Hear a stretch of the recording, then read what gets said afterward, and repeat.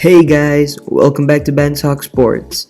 With the current superstars of the league like James Harden, Stephen Curry, and Kevin Durant entering their 30s, and some players even midway through their 30s, it's time to focus our attention on the future of the NBA, players that will one day run the league. So in this video, we're going to be taking a look at the top 10 players currently under 25 years old. And I'm going to be ranking these players based on their current performances, not on their future potential. But before we start, please smash that like button as it really helps out the channel. So, without further ado, let's begin. Starting off the list at number 10, Brandon Ingram. After Ingram was drafted with the second overall pick by the Los Angeles Lakers, he had 3 subpar seasons there where he showed signs that he might develop into an all-star caliber player.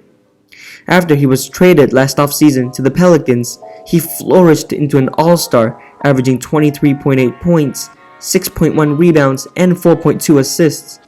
He set his career high in 4 out of the 5 major statistical categories, while taking home the Most Improved Player award.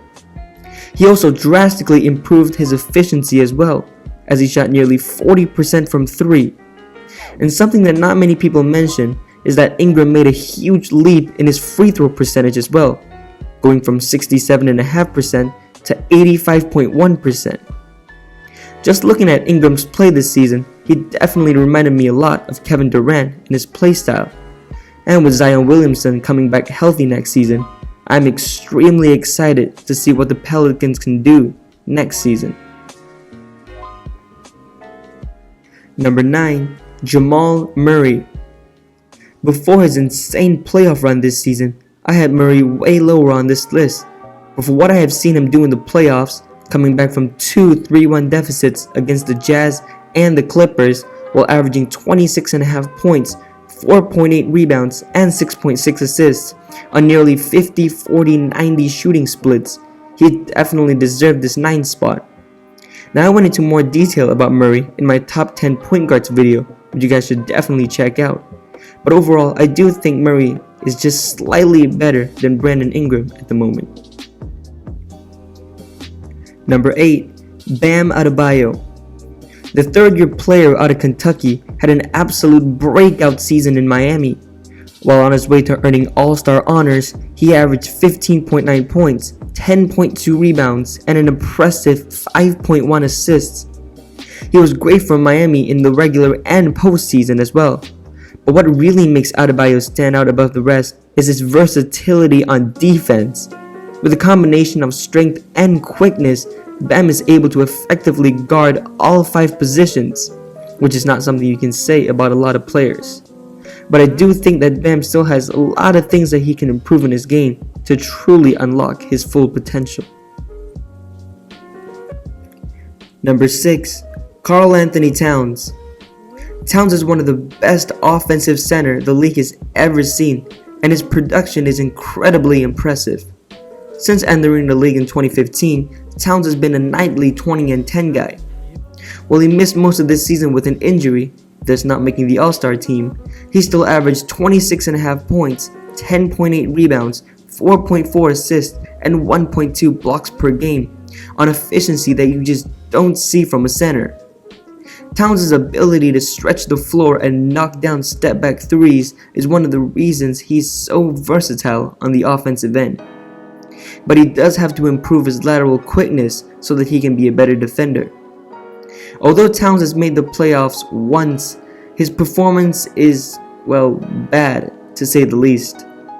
On his way to getting gentlemen swept by the Rockets, he averaged just 15 points and shot 26.7% from 3. But hopefully, now with D'Angelo Russell on the team, the Wolves can make the playoffs once again so that Towns can show his full potential on the biggest stage.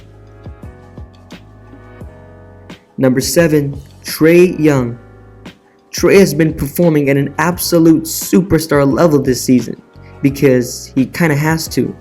While Atlanta still hasn't been able to surround him with enough talent to take the pressure off him, he is still able to average 29.6 points, 4.3 rebounds, and 9.3 assists on 60% true shooting. But we can't talk about Trey without mentioning his atrocious defense. He is always ranked at the bottom in almost every defensive statistic. But I think if the Hawks can find a supporting cast that can mask his weaknesses, Atlanta can definitely be a playoff team for years to come. Number 5. Devin Booker. Ever since his second season in the league, Booker has consistently averaged over 20 points per game, solidifying himself as one of the best scorers in the league.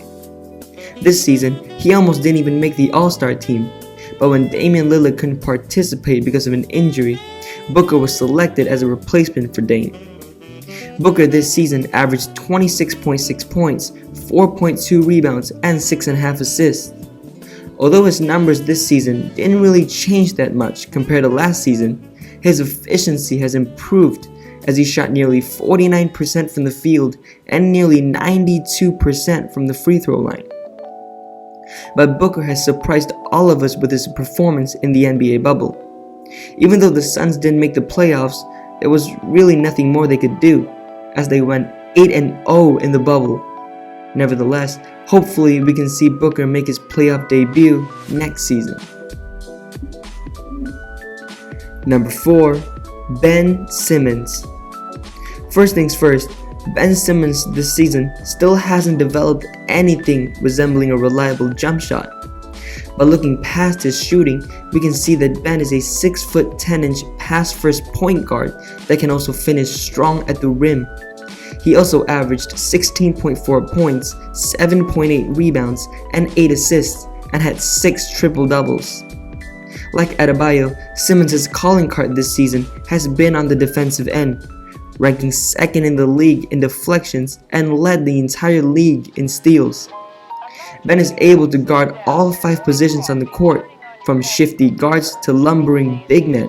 Ben Simmons has the ability to defend them well. But I really do think Simmons has to develop at least a reliable mid-range shot if he wants to unlock his full potential. Number 3. Donovan Mitchell. From his first game as a rookie, we all knew Donovan was going to be something special in this league.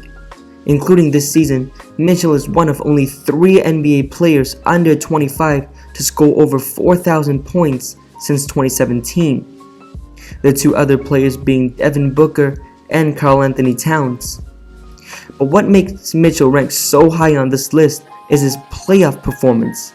Spider in the playoffs this season absolutely went off in a thrilling 7-game series against the Denver Nuggets, in which Mitchell had 2 50-point games in that series and even became the 3rd highest scorer in a playoff game with his 57-point performance in Game 1. Mitchell's playoff stats are 36.3 points, 5 rebounds, and 4.9 assists on crazy shooting splits, as he shot over 50% from the field and from 3. Besides that, he also broke Stephen Curry's record of 3-pointers made in a playoff series. So Mitchell definitely deserves to be top 3 on this list.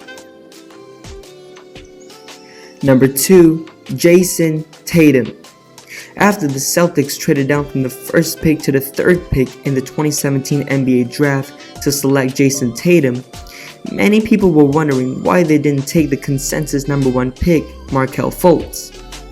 Fast forward just a few months later, Jayson Tatum had already been better than Fultz ever will, leading the Celtics to the Eastern Conference Finals as a rookie without Kyrie Irving and Gordon Hayward. Plus, who could forget Jason's memorable dunk on the King?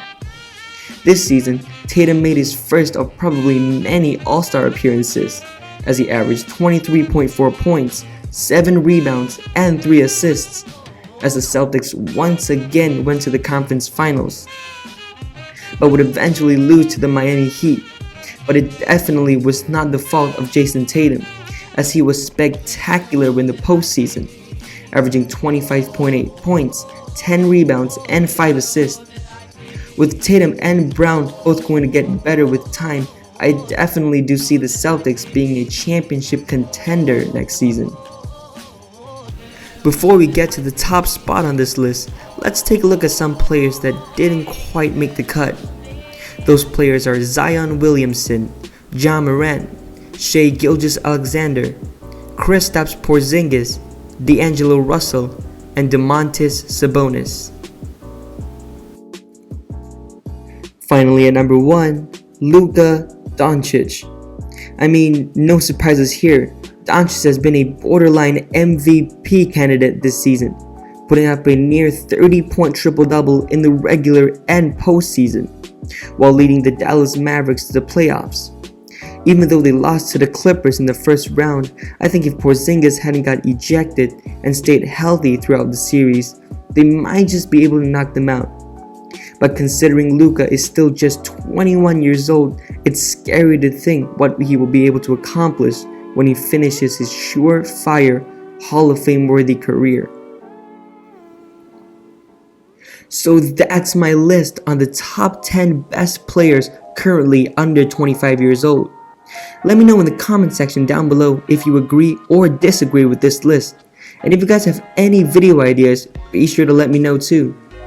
And with that being said, thank you guys very much for watching. If you liked it, smash that like button and subscribe as I upload new videos every single week. Plus, help me get to 1,000 subscribers, as that would be very much appreciated. And as always, thanks for watching.